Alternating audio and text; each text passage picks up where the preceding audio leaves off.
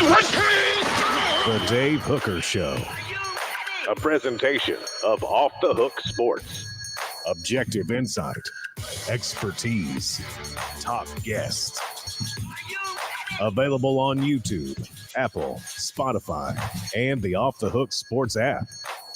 Download now for free. Also available on offthehooksports.com. I compute and obey. Now to Dave Hooker. Ready. Well, a lot to talk about. One topic that we'd rather not talk about, and we'll get to that, but other things as well, including the latest from Tennessee as they held their first scrimmage of preseason camp on Thursday. We'll have all the highlights and one low light. Fred White will join us. It's a Football Friday with Fred. Arion Carter, kudos to you, young man, named one of the top 50 newcomers in college football. This is coming from ESPN. So I can go ahead and basically tell you that this is coming from Tennessee's coaches, because to assemble this type of column with 50 newcomers in college football and including true freshmen, you've got to get a little insight. So I think Tennessee's coaches really like Arion Carter, which is what I'd heard the whole time. And we'll talk some college football. Are there fans complaining about conference realignment? Are they hypocrites? I got some pretty strong feelings on that. I'm afraid that Caleb Calhoun's going to tear me apart eventually on that one. Caleb Calhoun, how are you, sir? I am good. Happy Friday. College football is, I believe, 15 days away, guys. 15 days. Is that right? 15? Yes, because they have week 0 now. So that went away and then they brought it back, right? Yes, exactly. I still prefer, I'm not going to lie, week 1. Like, I love the week 1 surrounding Labor Day weekend. I always said that NASCAR should have its whatever race that week. There should be like a whole like big weekend thing of NASCAR having a big race to get to the what is it, the sprint, the Chase Cup, and have college football, have a huge weekend, have it all in one spot. Just looking like a true NASCAR fan right there. I'm not really a NASCAR fan at all. Whatever they call it, the Chase Cup. All right, welcome to the program. Hit the like and subscribe button. Turn your notifications on, because we had stuff dropping yesterday. My thoughts on Cooper Mays, which we're going to get to. And full disclaimer, he's part of the team here. So, when I texted him yesterday to check in, it wasn't as an employer or a co-host of a show. It was just like, hey, man, you good? And so there's a couple of different things on my mind when I think of Cooper Mays and Jacob Warren, who work with us, being injured. And that is not only how are they physically. We don't believe this is any serious injury like his dad underwent right before the draft, that basically that was at a time where medical technology couldn't save your career, and his career was over off of just a freak workout before the NFL draft way back in the early 90s, I believe. We don't think that, but I do think about the fact that he could have gone pro. I think he would have been picked based off people I talked to in the 4th or 5th round. I think he's a hard worker. He could be making significant money now playing football. So I think about that. I think about a lot of things, and we're going to ask the question in just a bit. Should the Vols rest Cooper for the Florida game?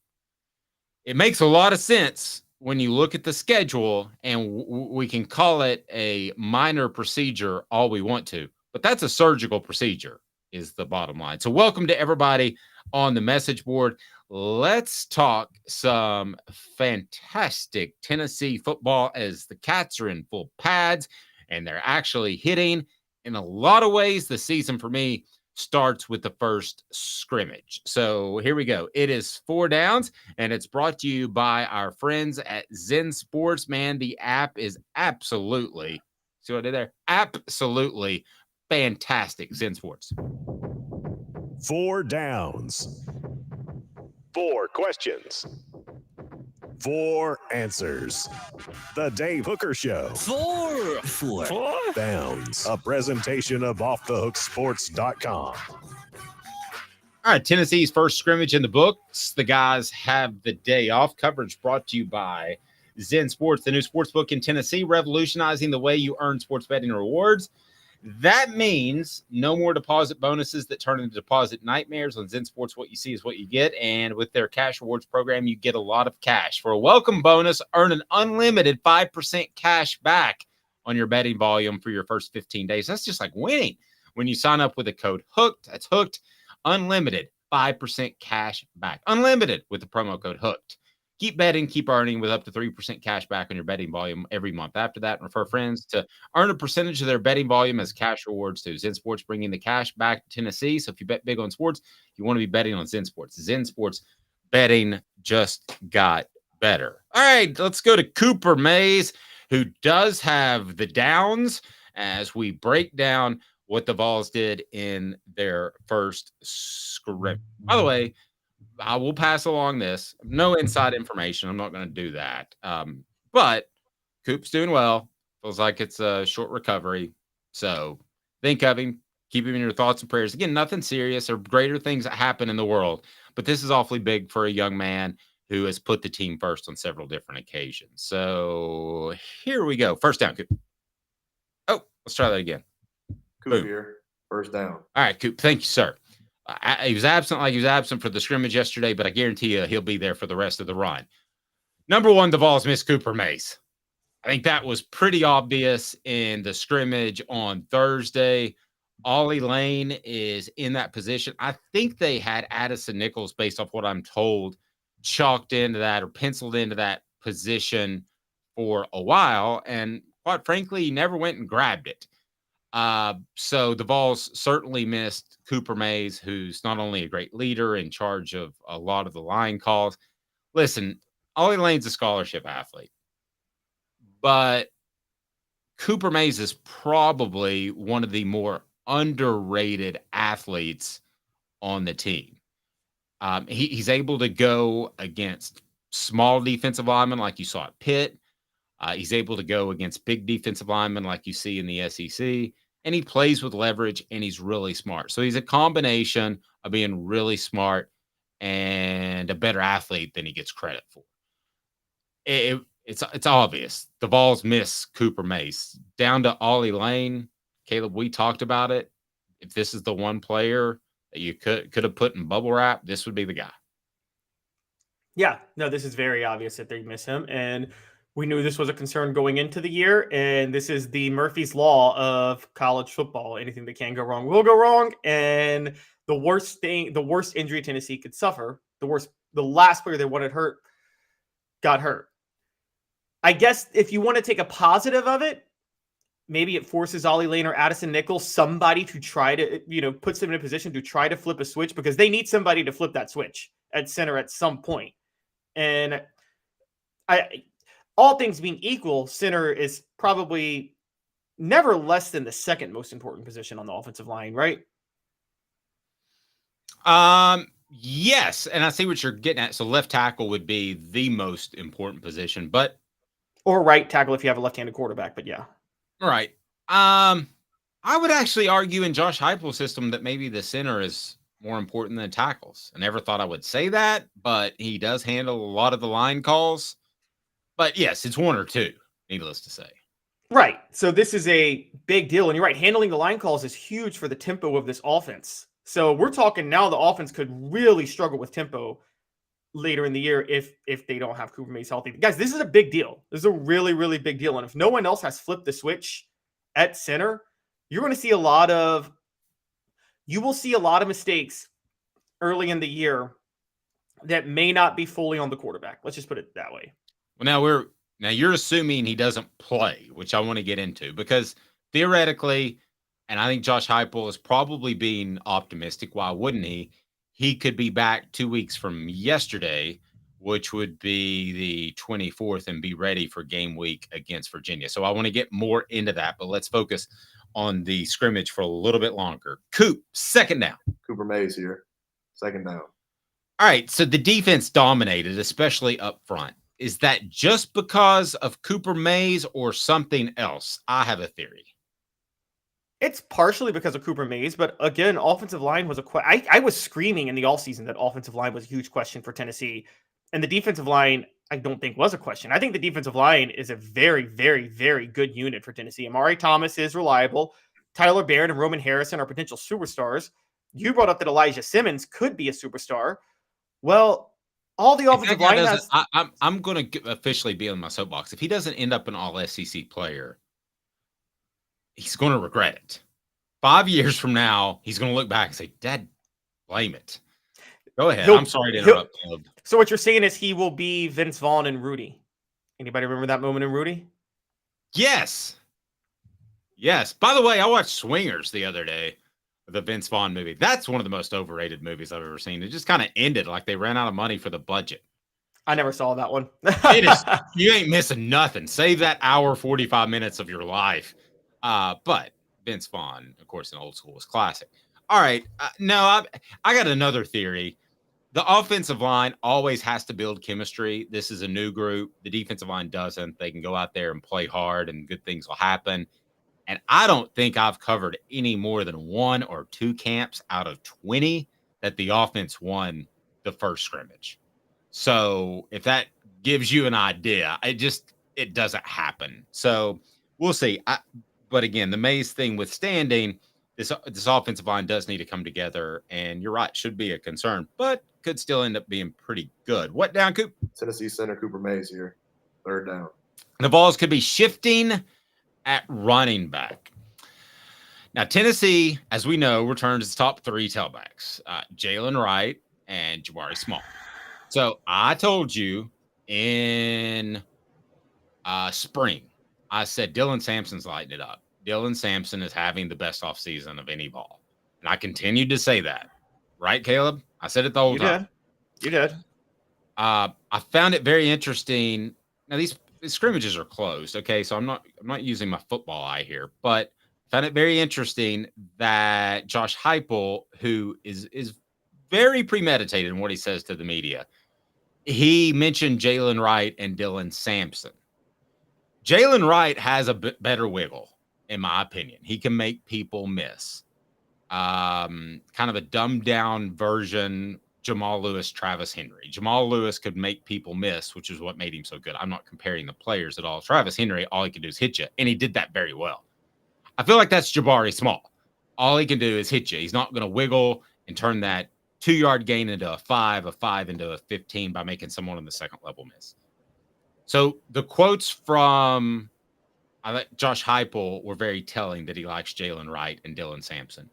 Would you be stunned if Wright and Sampson are the 2 leading rushers for Tennessee and Jabari Small is 3rd? Yes, I'd be shocked if Small was 3rd. I think Small's still going to get the bulk of the carries because, again, there's so many things that Small does. One, you're right. Small's the hit you, but he'll get – if it's 3rd and 2, Small will get you 3 yards. You can't be sure that Wright or Sampson will do that. On top of that, Jabari Small is the best pass blocking running back on this team. There's nobody close to Jabari Small on that. And that makes him one of the things I learned about running backs, funny enough, last year, Dave, was I thought the athletic backs, those speedy, like we're talking about, the all-purpose backs, I thought they were the best ones to utilize in the passing game. I didn't realize, the best pass blocker is your best running back to use in the passing game because the defense doesn't know if he's going to block or go out into the flat. And so good point. I noticed they never accounted for Jabari Small in the flat a lot of times if Jalen Wright or Dylan Sampson's in there, you're pretty sure that they're not going to block. But if Jabari Small's in there, you don't know what he's going to do. And I think that's a big deal for the passing game. All right. 4th down, Coop. All SEC center Cooper Mays here. 4th down. There may be a quarterback race. I'm just going to go ahead and throw it out there. Caleb, if you're the quarterback for the Knoxville Hookers, and I love that name, man. Yeah, it's pretty good. You're throwing to a bunch Are Knoxville Hookers good? Are they worth it? Yeah, but you're throwing to a bunch of Johns. Okay, so John Kelly, John Smith, John. Okay, if you're the quarterback for the Knoxville Hookers, which compliment would you prefer the most? Josh Heupel saying, quote, I thought operational was really good. The situational stuff that we can be better at. Coming out situation, we did some 4-minute things at the end as well. So it's a great opportunity. Who does that sound like he's talking about? That sounds Who's like that? he's talking about a freshman quarterback at that point. It's not. Okay. The other quote. Heupel. He's running everything, man. You know, you've heard me say that when they finish spring ball, when they come back beginning training camp, they should be a different player. He's a different player. Talking about Nico. There's a quarterback race. I'm going to be the first to go out on a limb. As orchestrated as Josh Heupel is, his comments and Joey Halsley's comments have come out very strong about Nico. And I ask you, which of those two compliments, as you're the starting quarterback for the Knoxville Hookers, or you're in a quarterback competition with Bob Prostitute, out of the two, I mean, I'd rather somebody say he's a different player than I thought operationally was really good. Ew. Well, You should be operationally good. You played college football for 18 years. let's put it this way, since we're just going here. What would you rather a hooker say about your performance? Would you rather say the situational stuff we can be better at, or would you rather say he's running everything, man? All right, Travis. I will say Travis, this. go ahead. Travis has called me out. Sounds to me like you're reaching. So you be the judge and jury. Am I reaching, like Travis says? No, but you're wrong. You're not reaching, but you're wrong. You're reading into this exactly the wrong way. I'm going to tell you what Josh Heupel's doing. Man. You told me this. You told me this last year that Nico showing up on campus kicked Joe Milton into high gear like never before. Josh Heupel is saying this to keep Joe Milton's edge for him. That's pretty good. That's my guy right there. That's good stuff. Josh Heupel wants the media stories about the quarterback controversy because he wants Joe Milton to not be relaxed in the starting job. Okay, I really like that. There could be a column on that. It was kind of planned for yesterday, but the Cooper Mays thing happened, and that is obviously a big deal. A Football Friday with Fred. Fred White will join us. Let's talk today's tough question now, and it's brought to you by our friend Andy Mason at andymasonrealestate.com. Today's tough question. Take a side. Take a stand. The Dave Hooker Show, a presentation of offthehooksports.com. Should the Vols just rest Cooper Mays for the Florida game? Should they go ahead and say Virginia beatable with Caleb Calhoun at center? Austin Peay beatable with Caleb Calhoun at center? Should the Vols rest Cooper Mays, Tennessee center, who's supposed to be out 13 more days? We're going to do a countdown. Should the Vols rest him for the Florida game? I want to say yes, but I remember this happening one other time, 2002, different position, but remember Tennessee rested Kelly Washington for the first two games for the Florida game, and then Kelly Washington came out, and it didn't stop them from losing to Florida. Totally different scenario. That was the rain, so where Casey Clausen didn't know how to snap the ball in the rain. Yeah, that was when they had the new football. Travis, you talk about I'm reaching. They had the new football that was slick as glass when you put water on it. I remember Philip Fulmer the Monday after dunking the footballs and filling them. I was like, we've really gone elementary, haven't we? We've gone way back old school to checking the slickness of the football. Okay, I love you. I think that's a little bit of a reach. Here's why I rest him. Because if everything goes well at Florida, all the goals are still on the table. And arguably they are, even if you lost at Florida. But I think Cooper Mays means that much where I would just say, buddy, take a month off. Take a month off, do what you need to do. And here's the other thing. If he comes back on August the 24th, which is 2 weeks, first of all, you and I would agree that Josh Heupel is going to be optimistic in that prediction, correct? Yes. Yes, Okay. he is. If he comes back in 2 weeks, now I don't know, at least I'm not going to share if it's upper body or lower body, okay? But if it's lower body, and even if it's not, you just can't condition for this system on a treadmill or an elliptical. So would he be in complete game shape for Virginia if he just came back? And you remember, they'll take it really easy on Tennessee's football players the 3 days leading into game week. So Caleb, I'm telling him right now, I'm saying, don't you even think about doing anything for a couple weeks. Get yourself right. Then we'll get you up to game speed for the Virginia and Austin P weeks, and then you'll be ready for Florida. Am I crazy? No, I mean, I'm with you on that. And you're right. I probably was reaching a little bit. I'm largely on your side. I would rest him for the Florida game. I break from you in the sense a little bit, and this is a bigger reason you rest him for the Florida game. The sky will fall if Tennessee loses to Florida. I'm sorry, the sky will fall, and it should. This is one of those games you can't afford to lose this game. Florida is down. They had a miserable off season. I remember 2012 when Tennessee cracked the top 25 at 2-0 with Dooley, and this was supposed to be like the breakout year for Dooley, his third year. And Florida was coming to town game day, and Dooley said, if we lose, the sky's not going to fall. We'll regroup. And in my mind, I'm like, no, Derek, if you lose, the sky's going to fall. This is one of those type of Florida games where the sky will fall if Tennessee loses to Florida. I'm just going to say that. It will cast a pall on the season immediately in September. I'm not saying both these teams are poised to play for SEC titles. Well, Tennessee is in that position. Like in the 90s and early 2000s, I'm not saying that it's that big of a game, but from Tennessee's perspective, it is. I mean, that's a game you should win.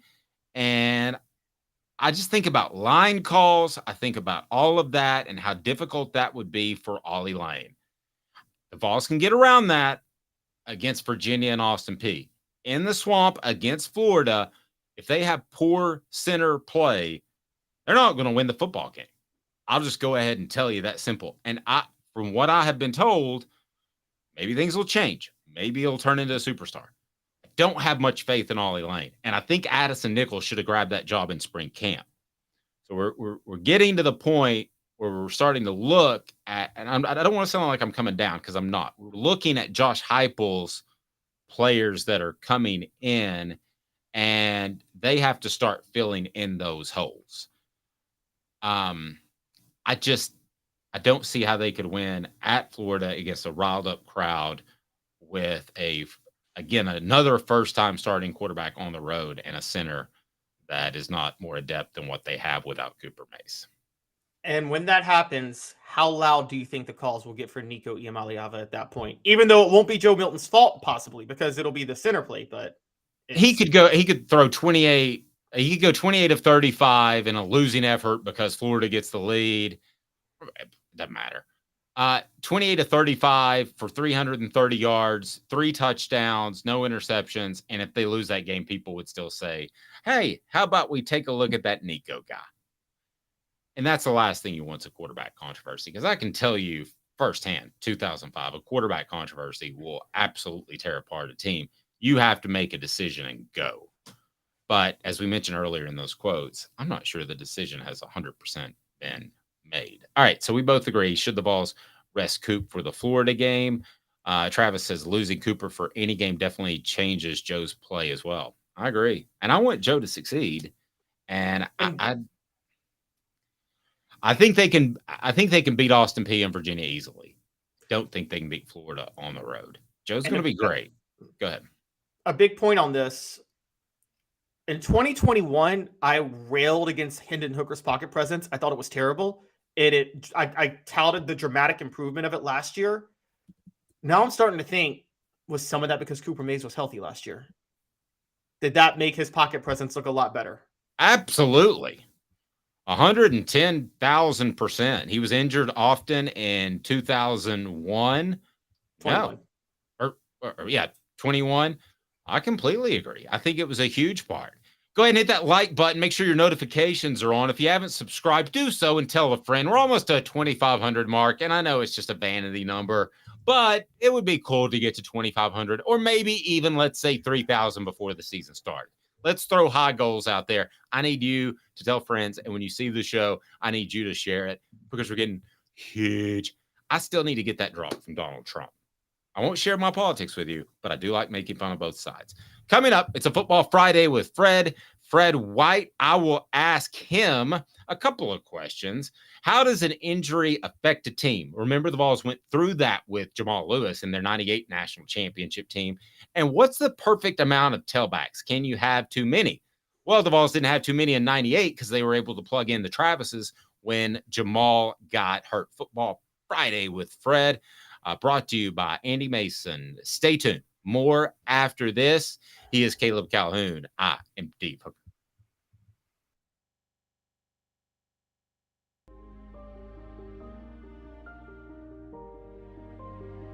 Our family has been creating one-of-a-kind pieces of jewelry in West Knoxville since 1986.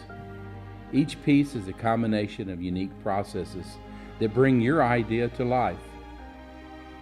Every day in our shop, a truly special item with a story all its own is being manufactured in our facility, bringing the history and family sentiment into a whole new generation of life. We're grateful that you chose us to be Knoxville's best jeweler, a title that we value and respect. Because to me, being a jeweler and owning a jewelry store are not the same thing. I'm Rick Terry. I'm a jeweler, and we want to be your jeweler. Kingston Pike and Campbell Station Road in the heart of Farragut, and downtown on Gay Street right next to the Tennessee Theater. Hi, Mike Davis here with City Heating and Air, reminding you to always dare to compare. Our team provides quality local heating and air service, installation, and maintenance across East Tennessee. We use only the best equipment like American Standard heating and air conditioning for your residential, new construction, or commercial needs. Honesty, dependability, and customer satisfaction have been the cornerstones of our business since 1961. City Heat and Air. Dare to compare. These mountains hold and defend a spirit far better than moonshine. A drink that holds flavor, that becomes necessity. A hard cider made and relished by folk who are as hearty as they are legend. A refreshment that can only be found in one place. With a taste that makes you say, give me 3 bottles of the good stuff. Tennessee Cider Company, where necessity can be found.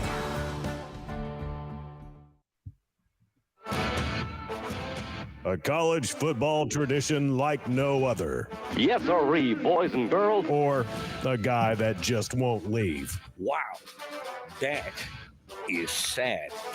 The Dave Hooker Show, YouTube, Apple, Spotify, and the free Off the Hook Sports app. A presentation of Off the Hook Sports. Back to Dave Hooker.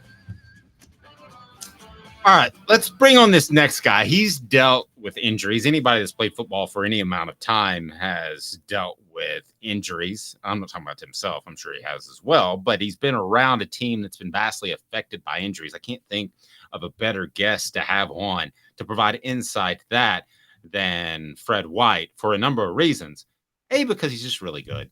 And B, because he can provide specific insight into this Cooper Mays injury. So let's go ahead and get to the man right now. It is Fred White, a Football Friday with Fred. He's nice enough to join us. I got to get the applause running. There are too many buttons here. This is very frustrating. There we go. There's Fred White. By the way, Hall of Fame edition of Celebrate 98. Caleb, I'm not sure. Is that up yet, or are we dropping that today? Dropping that today. Dropping that today. Okay. You'll be able to check it out. So Fred and I had a lot of fun with this, and we talked about some of the most competitive, toughest Vols, but he couldn't say 2 words. He couldn't say Al, as in Al Wilson. He couldn't say Fred, as in Fred White. So we turned through some good names, Fred. That was fun. Yeah, I couldn't say me anyway because that'd be third person. That's true. Dave told you not to say Fred, Dave. What that even means? Have you ever caught yourself speaking in third person? You're like, who the hell am I? I don't do that. I've slipped. I have. And by the way, my Twitter handle, please follow, says at the Dave Hooker. It was because it was at the Dave Hooker show. And there's another Dave Hooker who lives in Britain who's a soccer official, and I couldn't get just at Dave Hooker. There you go. There's that. All right. Let's get to some football. And I sometimes think that the football season begins with the first scrimmage. So that was held on Thursday. Cooper Mays was not a part of the practice, and he had been limited beforehand. First of all, let's just talk about Cooper Mays specifically, Fred. How important is he to this football team? Very important, because he's this is a senior year. This is what, 5th year senior? Yep. That makes a difference because the leadership, he understands what's going on the offensive line. He knows pretty much every position and what every guy's supposed to do.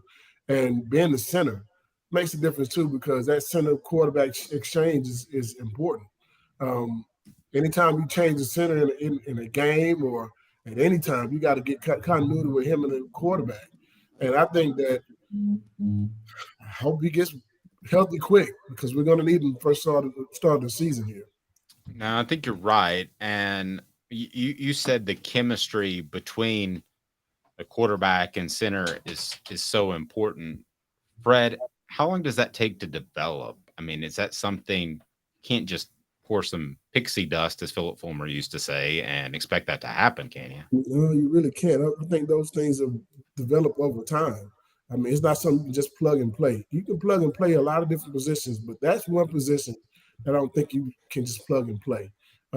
It's going to take some time. Look, usually when you see a center go down, when that next guy comes in, you'll see a few mishaps here and there. It's rarely that it's just a seamless transition, because it's a position that you gotta constantly snap the ball. You got to constantly understand what the quarterback's trying to get you to do, the cadence, making the calls at the line of scrimmage, and those type of things as well. You are the leader of that offensive line, and you got to be on the same page with your quarterback at all times. And everybody doesn't snap the ball the same way. It doesn't have the same feel. I played quarterback in high school, and my center from high school, we always laugh and joke, like we still have a really close relationship. He said, "Man, you're the only guy that's been that close to me, ever in my life." And whenever he wasn't my center, I could feel a difference in the ball and how it came up. He knew exactly where I wanted the ball to be and how hard I wanted to come up and those type of things. It made a difference. So yeah, anytime you change the center position, you have a few mishaps. And we're in the shotgun a lot. We don't take the ball in the center as much. But even that, not everyone snaps the ball the same when it comes to shotguns and the same velocity and the height and those type of things as well. When you know where your quarterback wants the ball, you put it right where he wants it. And that takes some time to generate that. Fred, before I dive in, first of all, for those who don't know, Fred White's in the Atlanta area. How psyched are you for the Renaissance World Tour this weekend? I don't know. The Beyonce concert. Beyonce's at Mercedes-Benz I Stadium. knew exactly what you were talking about. But, back when I was younger, I might be happy because there's a whole lot of women going to be in town. Now Are you saying I could care less. Is Jay-Z going to be there? Wait, you're saying you don't have your crystal bikini that you're going to wear to the concert? I've seen Beyonce in concert with Jay-Z. I'm not going to see a Beyonce concert by herself. I saw Beyonce in concert in 2000. I saw Beyonce in concert in 2007 when Robin Thicke opened up for her. Funny enough. So was he on Growing Pains? Oh, no, that was his dad, Alan. So back to football. Fred, we're talking about the fact that nobody has really developed behind Cooper Mays yet at center. They tried Addison Nichols. They tried Ollie Lane. I thought Addison Nichols had a lot of potential. For somebody like him, is it just a mental hurdle at this point, or is it possible that maybe he just wasn't as good as we thought he might be? Well, some guys just aren't centers. I mean, you can't just make a guy be a center. He either is or he isn't. It's not like I said, it's not a plug and play position. You can't take a guard and say, well, he's going to be a good center, and he's never really snapped like that. And just because you may have played it in high school don't mean you can play it at the next level, because the responsibility is a lot bigger than what it would be at a high school level. You got to call to your guards and let them know what's going on, which guy you're going to help, what a linebacker sits. You got to find out those type of things. Who you going off of? Who's our strong side linebacker? Who's our weak side linebacker? You're going to be communicating a lot of those things at the line of scrimmage. It's not just to I'm snapping the ball. No. Can that guy actually snap the ball while the guy head up on him? Can he do that? You don't know if he can. That's the difference. You're not just snapping the ball. You got to be able to snap and be able to move without just seamlessly. You understand what I'm saying? And if you're not doing that on a regular basis, no. As soon as the center changes in a game, if the center gets hurt in the game, watch the next play. and it's almost routine and guaranteed. The next play, they're going to put a nose tackle head up on him to see if he can do it. The very next play. If I'm a defensive coordinator, as soon as the center goes out, the very next play, I'm going to put a nose guard head up on him, and I might bring an A-gap blitz right beside it. Yeah. This is not the same situation, but it might be similar from just kind of an emotional blow in the immediacy of it. When you guys lost Jamal Lewis, I've talked to you a couple of different times, and you haven't said that you guys were scared or anything, and you went down and handled Georgia, so that moved the train forward, and you realized that Travis Henry was maybe even better than you thought. But just that emotional blow, a couple of times when I've talked to you and on the Celebrate 98 series, I've noticed, and tell me if I'm reading too much into it, you guys were concerned. I mean, that was an elite player. You guys were kind of wondering about how good you were when Jamal Lewis got hurt. How? And I'm going to say this with no disrespect to Travis and Travis. They showed to be great football players at University of Tennessee, and they both did a good job when they got their chance to shine by themselves. Jamal Lewis was a different beast. We knew what we had with Jamal Lewis. We knew we had the best running back in the country, hands down. And we felt like we were going to be able to – he may have been a Heisman Trophy candidate, if not win the Heisman that year. That's what we thought, because we knew we were going to run the ball and pound the rock. When he went down, we didn't know what it was in the locker room. It was the next week in practice, and we found out that he tore his ACL. So knowing that going into Georgia and they're a ranked team and we're playing on ESPN and everyone's picking us to lose anyway, yeah, it was tough. But we came in with the mindset next man is up. We knew we had some good running backs behind them. We didn't know how good they were going to be. But we knew if we had two guys that can do what Jamal Lewis did by himself, we have a great chance. And our line was good. And our defense, man, we thought, if you can't score, you can't win. Plain and simple. And I'm not going to tell you any lies. When it comes to Jamal getting injured, I got injured in that same game. I didn't even play in the Georgia game. So we were both going to get MRIs on our knees to see if we tore our ACLs. Oh. Yeah, I knew you didn't play. I didn't know you were concerned it was that serious. Yeah. I mean, I took a knee to the helmet to the knee, and I didn't play the rest of that Auburn game either, fourth quarter. And I'll never forget the Georgia game. I tried to go, but I knew that I hadn't torn my ACL. We both got MRIs, and I remember I went before him, and when he came back, that's when we found out he tore his ACL. Coaches told us, and I knew that already because I was on the same visit to the hospital that he was. So, yeah. Fred, when a team's as talented as y'all's team was in '98, when you lose a star like that, because obviously you didn't just lose Jamal Lewis in the fourth game. That was heading into the year where you had to replace Peyton Manning at quarterback. Mm-hmm. I think of like something like Alabama going into this year having to replace Bryce Young. Do you think sometimes that can help because a lot of other players who may have been a little bit complacent relying on the stars are like, oh, I got to step up now because this superstar is out? Well, there's no more watching. You're not going to watch on the sideline and you're going to get your job done. You're handling your business. I mean, I think football teams and football players, most athletes find any and everything to motivate them. I think knowing the fact that Peyton was gone and everybody was expecting us to be an 8-4 football team, I'm thinking, man, I'm better than 8-4 myself. So I don't know who you're talking to. You know what I mean? So that's. Can I give a little background? Can I give a little background? So Philip Fulmer told you guys in the offseason, and he said he was serious, but you guys kind of think he was playing. We don't really know. He said that he thought the '98 team was about an 8-4 team or 7-5. We were an 8-4 team at best. Okay. That's what he told us. He said that in the team meeting room. And I think that's the day we had that big brawl. Yeah. So there's a story. You need to definitely watch the Celebrate 98 series. When did we talk about the big brawl? Who was that? That was Spencer Riley. I think that was either Spencer Riley or Jermaine Copeland. One of those guys brought it up, and I can't remember which one. But I remember Spencer Riley talking about it, extensively. Yeah, it was Spencer. That one is just fantastic, and it's one of the newest. So check it out. Again, turn those notifications on, like and subscribe. This from the message board. Fred, you need to be on UT's coaching staff. I've never asked you this question. I don't know why. Did you ever consider coaching? No, I like my time. That's fair.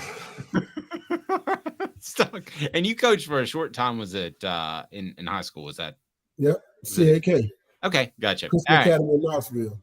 And that gave me my introduction into coaching, and it made me realize once I'm done with this group of guys, I'm good. I'm good. I don't need it anymore. And I mean this as a compliment, but Fred in recruiting would be like me. You're begging a 16, 17-year-old kid to come to your school. And if he said, I don't know, I'm thinking Georgia, I'd be like, fine, I got to go. I got to go recruit somebody else. I could not do that. I think here's a difference, though. I watch football players. I watch the game. I watch what you do on the football field. I don't know if many coaches are still watching film. And I think a lot of guys are watching, this guy's a 4-star. This guy's he had these type of camp numbers. Hey, man, everybody you say is a 5-star is not a 5-star. If that was the case, they'd be first-round draft picks as soon as they get done, right? Yeah. How many 5-stars be first-round draft picks? Most of them are not. So all this hype, I look at film. What does he do? Is he the best football player on the football field? I don't care what his intangibles are. He can be 6'4", 260, can run a 4.3 40. How many sacks do you have? So you mean to tell me if you're in high school and you're that big and that fast and you don't have over 20-something sacks in the season, I don't believe that you're that good. I don't care how fast you run. There are plenty of guys who can do great at combine stuff. The NFL combine shows you that. I mean, so I'm looking at what you do on the football field. Can you get the job done? What I'm looking for, that's what I need. Okay, this guy can hold up the defensive end position. He can withstand the run. He can also read whether it's run or pass and get into his pass rush really fast. Does he have a good first step? Can he turn the corner? When he gets to the quarterback, what does he do? Same thing in the secondary. Does he have any ball skills? I don't care how big and fast he is. It's not making him. I need guys who can make plays. I don't care what your number is. Do you make plays on the football field? Plain and simple. It's great stuff. Speaking of guys that make plays, that's what Butch Jones did. Obviously, he didn't care about star ratings at all. Okay, I'm sorry. That's sarcasm alert going on there. I know offense. Well, yeah, I don't care if you take offense or not. He didn't have really good skills when it comes to recruiting. No, he might be good with the band, but he didn't know those football players. I guarantee you that. Tennessee went through a 3-coach run where one recruited felons, the other didn't bother to recruit. Didn't bother to recruit. Yeah, that's the best way to put it. And the third couldn't evaluate talent. That's not good. Speaking of evaluating talent, Josh Heupel had some great things to say about Dylan Sampson and Jalen Wright. So what have you heard in the offseason about Dylan Sampson? Because I've heard just incredible things, that he's had the best offseason of any Vol on the team. He's ready to take another step. I'm curious what you think about him and what you've heard about the offseason he's had, because he had a great scrimmage on Thursday. You know, I saw that the Doak Walker list has 2 of our running backs on it. Mm-hmm. Jabari Small and Jalen Wright. And I thought to myself, I don't even know if they're going to be starting toward the end of the year. Yeah. No offense. I think they're great running backs. I think we have a good group of running backs like we did back in the day. Now, I'm not going to sit here and tell you that they're Jamal Lewis, Travis Henry, and Travis Stevens. You look at the record books at UT, it shows how good they were. I don't know if we have that, but I think we have 3 different guys, and maybe even 4, that can get the job done. But Dylan Sampson is a guy I have been paying attention to since he got on campus. And I have been trying to figure out why he hasn't been a starter yet. And I've been trying to figure out when is his breakout year going to come. I think this might be the breakout season. I think so too. I think he may be the guy that we're looking at game 3, 4, 5, and he's going to be the guy. Yeah. Quick aside too, before Caleb jumps in, he's an outside guy. So you can't run away from the center, but you can do some toss sweep stuff if Coop's on the shelf. Go ahead, Caleb.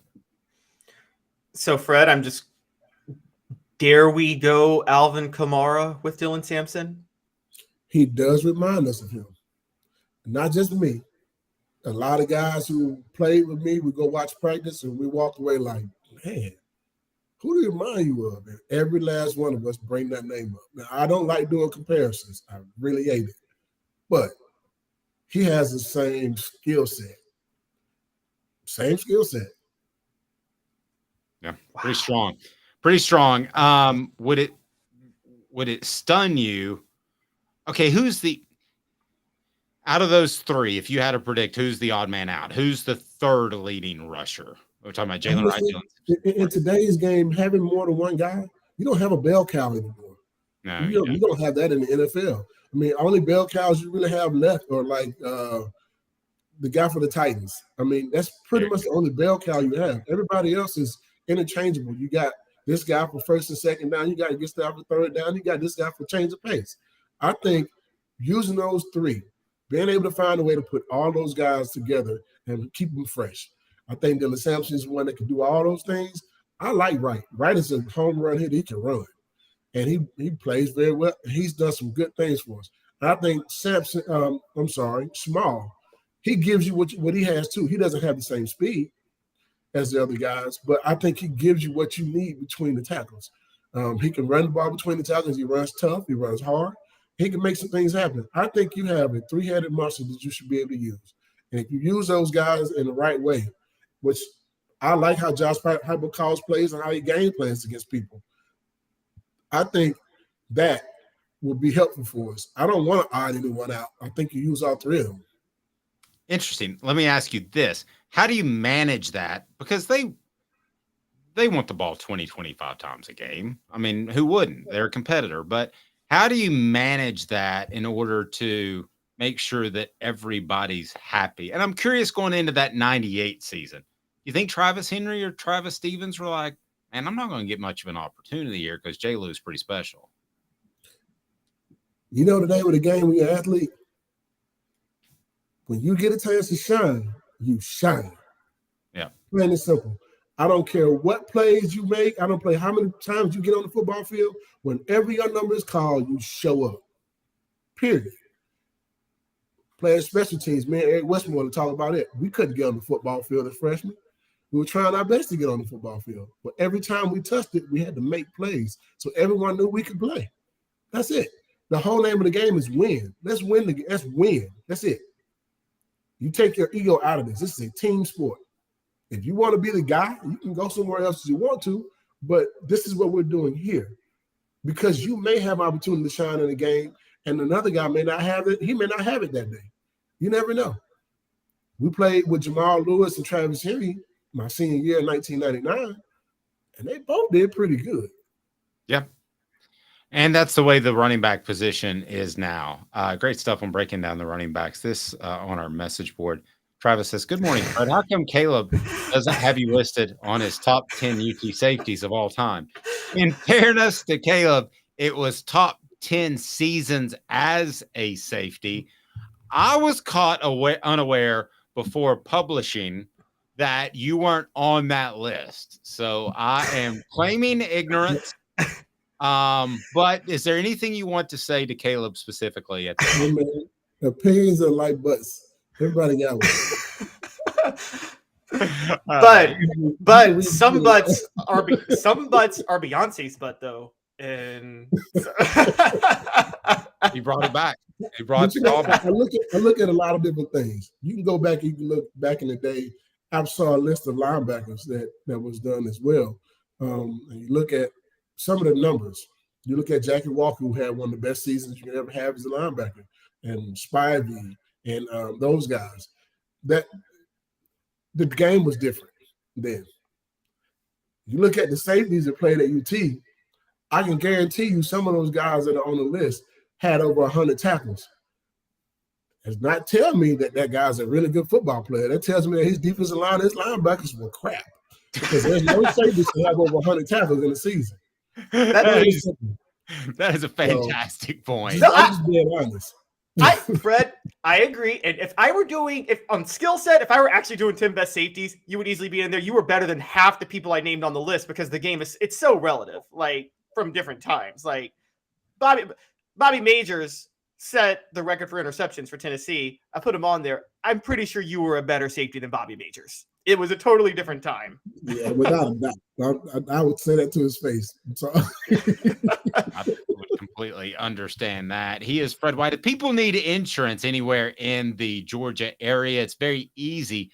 Just Google Fred White Allstate, and bam, you'll be in good hands. How strong is that, Fred? How do people get a hold of you?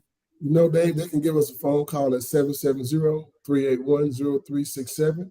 You can also Google us. Just Google Fred White Allstate. That's a very simple way to do it. And if you're in the social media, we're on every platform. It's Facebook, Instagram, and X. It used to be Twitter.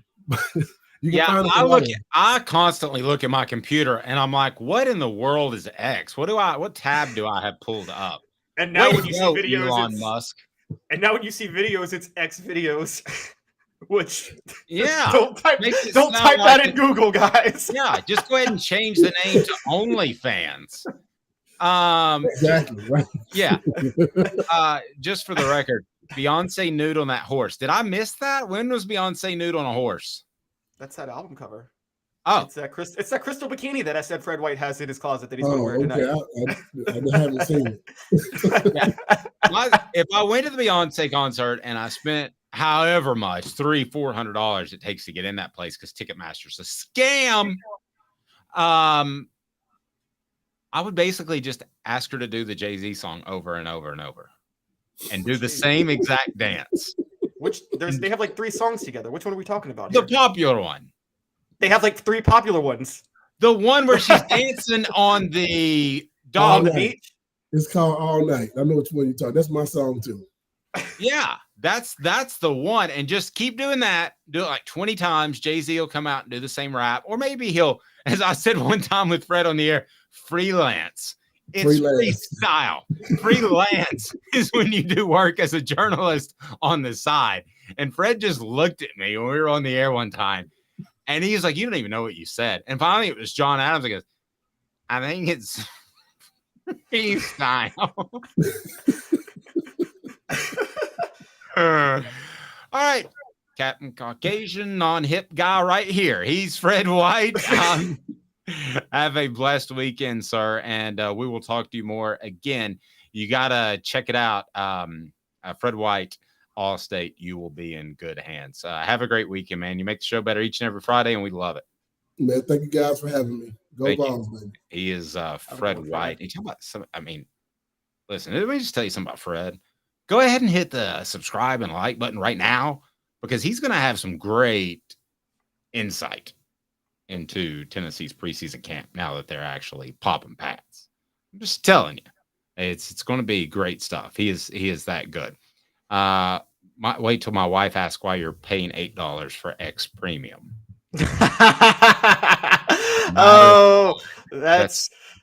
That's probably coming, I would think. I think they've run that every month. Arion Carter, one of the top 50 newcomers in college football. Now, key word being newcomers. So we're not just talking about freshmen, which he is. We're including transfers in that. That's not Caleb saying it. That's not me saying it. It's a pretty big name saying it. 90 seconds off Bug Sports.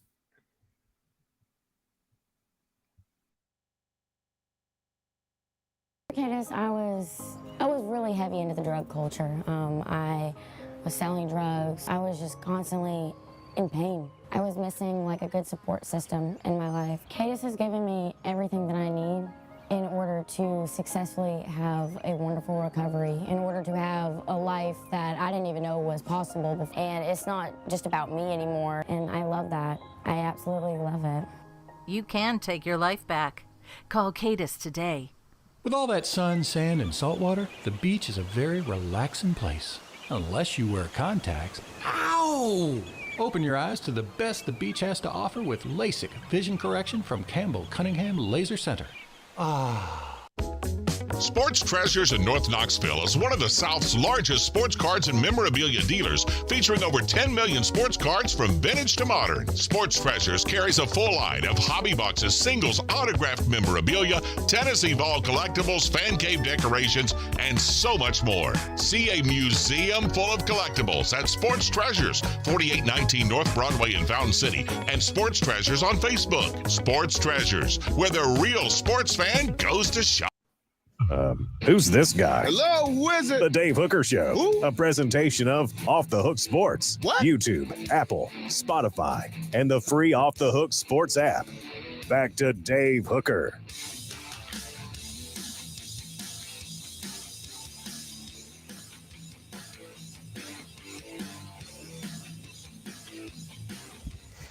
Stupid video. I'm an audio guy. I'm a radio guy. And Caleb is pointing out during the break that my shirt's inside out. Stupid radio. Stupid video. Yeah.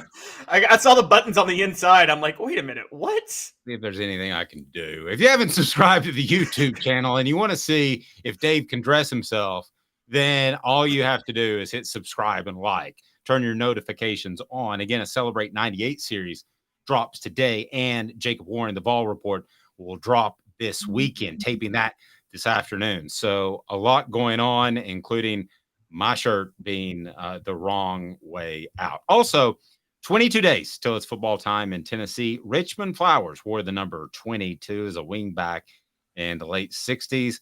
Why was Richmond Flowers so important to the history of Tennessee and the SEC and college football? Any insight to that? Because I can.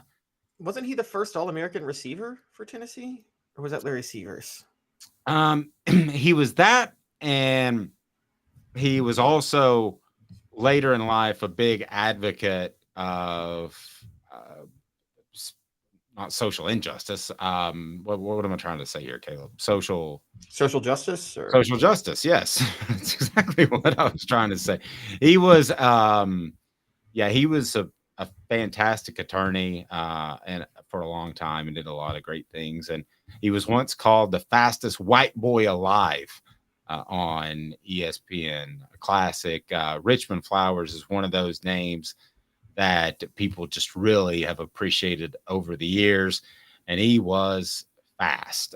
Despite only playing 8 games as a senior, he was a really good football player and certainly beloved by Tennessee fans. All right. So I got a what the H for you. And this one kind of blows me away. And it's brought to you by Sports Treasures. What the H? What the? What was he thinking? Release the hounds. The Dave Hooker Show. Keep cool. A presentation of OffTheHookSports.com. All righty. Arion Carter named one of the top 50 newcomers in college football. Good for Arion. This according to ESPN. But it's hard for me to fathom in these transfer portal days, that there aren't 50 transfer guys. I'm not knocking Arion at all. And this is coming from, I'm sure, Tennessee's coaches via ESPN. But Arion being on the top 50 surprises me a little bit. Any other Vols represented on that list, Caleb? No. And that was the most shocking part about this, is because I would have thought Dante Thornton would be higher on the list than Arion Carter. Set you up for that. You're right at the net, spiked it down. It's exactly true. I don't understand how you can't have Dante Thornton on this list, but you can have Arion Carter. That is a bit of a conundrum to me. That's got to be coming from the coaches. I mean, I have great respect for ESPN's reporters, but I have serious doubts that they have attended every single football practice for every team and analyzed every single newcomer for every player. I don't think they've done that. Pardon the interruption, has taken a 24-day hiatus. My wife asked me why, and I said it's because they fired all their good talent. So, no, they didn't have a reporter there. I mean, Chris Lowe would be that guy, but he's got to cover the whole SEC. So, no, they have not had a reporter there every day at practice. So you're right. They have no insight other than something that was fed to them Listen, I think Arion Carter can be on the list. I'm curious if you just kind of do a quick glance of the top few and who from the SEC is on the list, and then who stands out to you as far as being a freshman, because it's really difficult for a freshman to make this list in the transfer portal days. Yes, I'm going through the top 10 now, and every top 10 player is a transfer. Omar Spates from Oregon State to LSU was the highest SEC one. And then Devin Leary to Kentucky. I mean, Denver Harris from A&M to LSU. Dave, I'm going through the top 20, and I still don't see a freshman on here. I'm just scrolling to look for the first freshman. And, okay, Caleb Downs at Alabama. But I've heard a lot of good things about Caleb Downs. I mean, that guy's the next superstar All-American of Alabama. Legendary secondary. He's going to be right up there with the greatest secondary players in Nick Saban history. Wow, that's strong stuff. That's strong stuff. So all of the top 10 are transfers. What position was Arion Carter again? Arion Carter was number 44. I don't know where he ranked among freshmen, but he was number 44 overall. It's just hard for me to.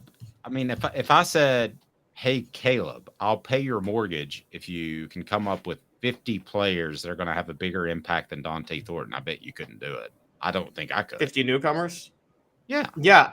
I agree. And, the thing that threw me off was, so Carnell Tate's on this list at 42, who we all know Tennessee lost out on to Ohio State recruiting him. But Carnell Tate is going to a loaded receiver room. He's not going to play this year. No, there's 3 first-round picks on that roster at Ohio State. Yeah. So I'm not. So should we just dismiss this at all? If we're going to, let's not put the author's name in the title of it, because we've done that once before. And the author of said article that we ripped one day and asked him to be on the next day, he said, "Just FYI, take it easy on me. I saw the video you did." Oh, sorry, Adam. No, I don't take it easy on people. Hey, we got him on the show. It worked. That's true. That's true. So who wrote this? Who are we questioning? This is Tom Van Haren wrote this, and the top 3 makes sense. Travis Hunter, Sam Hartman, Shedeur Sanders, the 2 Colorado transfers, and the quarterback from Wake Forest and Notre Dame. All of those make sense. So let me ask the message board for a second, because I'm in a journalistic conundrum here. I would like to have Tom on. I know Tom primarily focuses on recruiting. Maybe that benefits him. Maybe that doesn't. In these type of lists, I don't think it does. But I would have trouble actually interviewing him and without saying, what the H? How in the world is Dante Thornton not on this list ahead of Arion Carter? How is Arion Carter ahead of Dante Thornton? I mean, this almost seems like an oversight. Also, and he hasn't won the job yet, but I would have Tyler Buckner at Alabama over Arion Carter. A lot of these guys, the Notre Dame transfer at quarterback. I mean, Dave, he's going to win the job, isn't he? Yeah, I would think so. Let me ask you this. Would you, if Tennessee's top newcomers, okay, would we agree that Dante Thornton and Arion Carter in no specific order are 1-2? Would we agree? Keenan Peely, too. Keenan Peely. Okay. Which throws me up even more because Keenan Peely is going to start over Arion Carter, and he would be counting as a newcomer. Yeah, okay. So let's say they're the top 3. Can we do that? Let's say they're the top 3. Who's 4? And by the way, it's brought to you by Andy Mason, AndyMasonRealEstate.com. Best prices and service in the biz. Trust me with AndyMasonRealEstate.com. Support our advertisers. It's why we're here. AndyMasonRealEstate.com. More than 40 years in the real estate business in his office. AndyMasonRealEstate.com. Who's 4? Oh, John Campbell Jr. Okay. Agreed. I don't know if he's going to be as good of a player as the other 3 we've mentioned, but agreed. He fills a position of need at left tackle. Who's 5? We've never had this. I'm going to go Gabe Judy Lally. I love Gabe Judy Lally. Have I told you that? I think he's and I don't know if we've discussed it. I think he's, from what I've heard, kind of like your Trey Flowers, except he's not going to be locked into one position. So Caleb brought up a great point that Trey Flowers was actually underrated last year. And turns out he had myositis, so he was affected physically by that.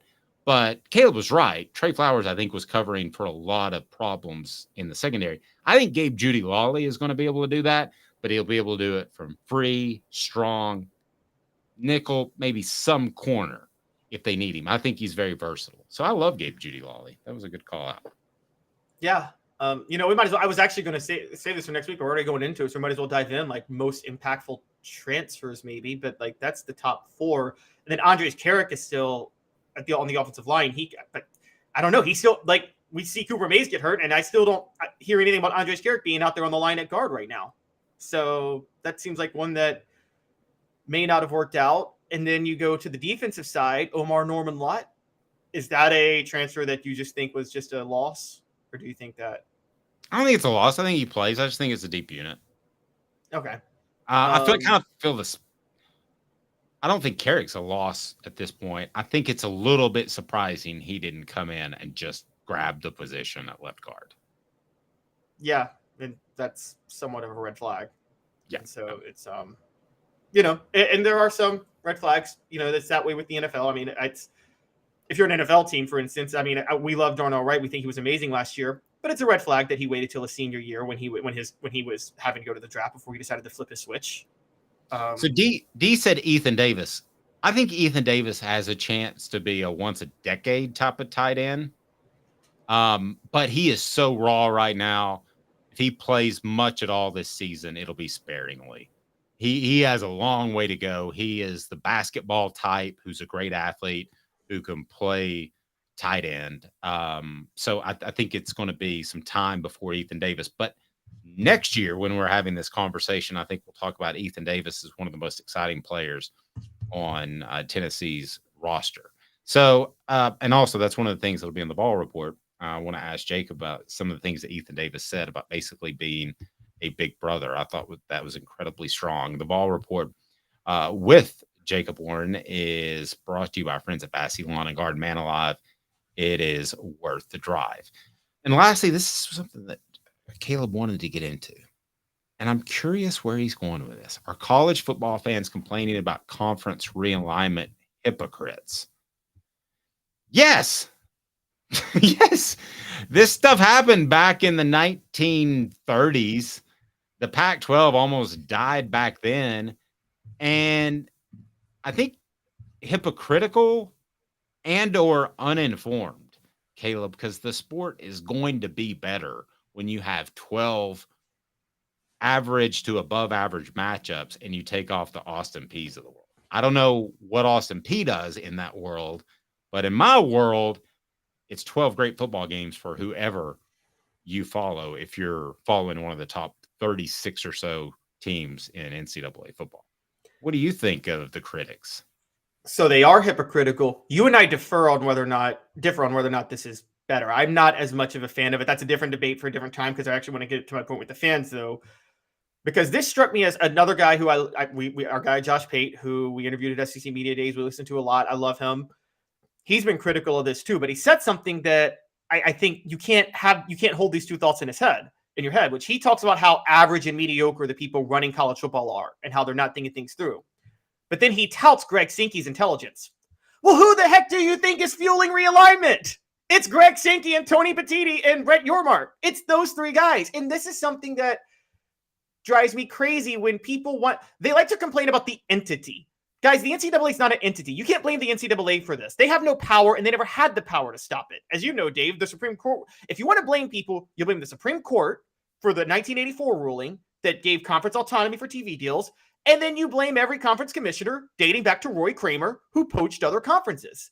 You can't hold Roy Kramer, Greg Sankey, and Tony Petitti in high esteem, but then at the same time complain about conference realignment because they're the people who are responsible for it. This very much reminds me. And this is an American public thing. Everybody hates Congress. It has an 8 to 12% approval rating, yet incumbents have a 98% reelection. And I always laugh. I'm like, y'all complain about Congress all the time, and yet you keep reelecting the guys you're complaining about. Well, we're getting this now with college football. You complain about the changes in college football, yet you put the people who are directly responsible for the changes on a pedestal. You either are for what's happening and you hold those commissioners in high esteem, or you're against what's happening and you cannot stand these commissioners.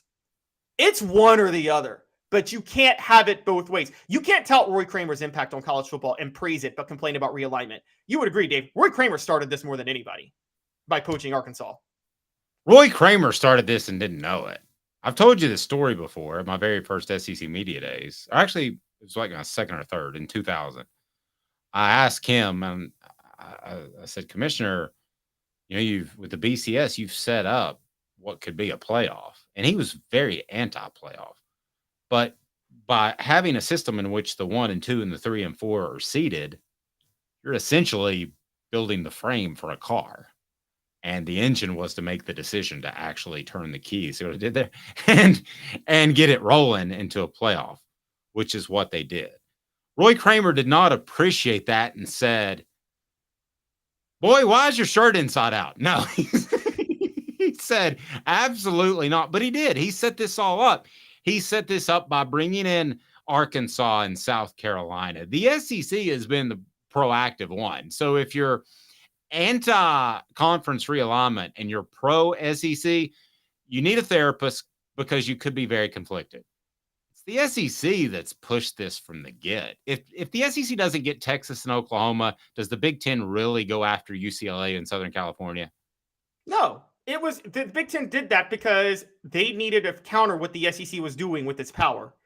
And I totally agree. The SEC did this. They started it in 1992. Again, there was conference realignment in the late 80s when a bunch of independents joined conferences, but the SEC poached a team from a major conference when they got Arkansas from the Southwest Conference, and they dissolved the Southwest Conference, which, Dave, as you know, was as elite of a conference as any of the major ones back then. And the SEC literally destroyed a conference to get one team. May I go ahead and tell you this? In case you didn't know, Rocky Top Tom thinks that everything you've said is idiotic because he hates conference realignment. Okay, and I love it. So I'm not going to add to this conversation more than Rocky Top Tom can, who says it's on the screen. That's a false dichotomy, Caleb. It's not one or the other. What say you, Caleb Calhoun? How is it not one or the other? If you don't like conference realignment, you should be mad at the SEC. Period. End of story. It's the SEC's fault. And it's now the Big Ten's fault, but it's mostly the SEC's fault. They started this. You should be mad at Roy Kramer. You should be mad at Mike Slive. And you should be mad at Greg Sankey. Yep. There you go. And he didn't say, Rocky Top Tom said he didn't say idiotic. So one last update on, yes, go ahead. No, I'm just going to say, and I'm with Rocky Top Tom that I don't like it. I know you like it. I don't. By the way, the person most responsible. Oh, so you don't like you don't want to see a super conference of 36. No, I don't. I like college football when it was 120 teams. I thought it was better. There was a pageantry and tradition and love for the sport that's going to die with realignment. I don't like the idea of the NFL model. College football is special, and you're taking away what's making it special. And so I don't like it. But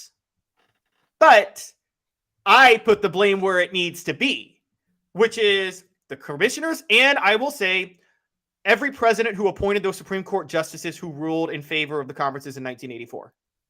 Because the NCAA should have been allowed to have autonomy in dictating TV contracts. They were a governing body. Every other sports league has it. Rocky Top Tom says, hey, I didn't say idiotic. Did you call one of our listeners an idiot, Caleb? I never, what? No, I did not do that. I did not know the reference. Last thing, because I love this conversation here. There's always been conference realignment, not within the context of playoff, NIL transfer portals, conference title games, media dollars directly correlated with membership, etc. I think all three of us can agree in that, right? I mean, the conference realignment I was referring to in the 30s wasn't about multi-million dollars. And really everything changed when the NCAA lost it. Correct me if I'm wrong. You're the historian here. Lost its antitrust. 1984. That's what I was talking about. 1984. Blame the Supreme Court. Yeah. So the conferences could go get their own TV deals. Now, college football moves so excruciatingly slow that it took a long time for things to change significantly. But that's ultimately 84, if you want to trace it back. 1984 made it natural that this was going to happen. Like that's just a fact. There was no way to stop it because of that Supreme Court ruling. And it was a stupid ruling because every other sports league gets to negotiate their own contracts and there's no antitrust violation. So it was a dumb rule too. Agreed. I had a couple of people ask more about Cooper Mays. Again, it's supposed to be out 2 weeks. Do I think that's a little optimistic? Yes. Do I think that Tennessee should just go ahead and rest Cooper Mays for the Virginia and Austin Peay game? Yes, to get him ready for the Florida game. But everything I'm told is that this is a minor little thing and that he should be fine. But 2 weeks would have you 3 days out of game week preparation from Virginia, which is a little overdone because you can't tell me they're not looking at Virginia earlier in camp. So the first game, you talk about game week preparation. It's not like they haven't done anything beforehand on their opening opponent. But I guarantee you they're looking at some Florida stuff too. That's the game you need to be ready for. He's Caleb Calhoun. I'm Dave Hooker with you weekdays at 10 a.m.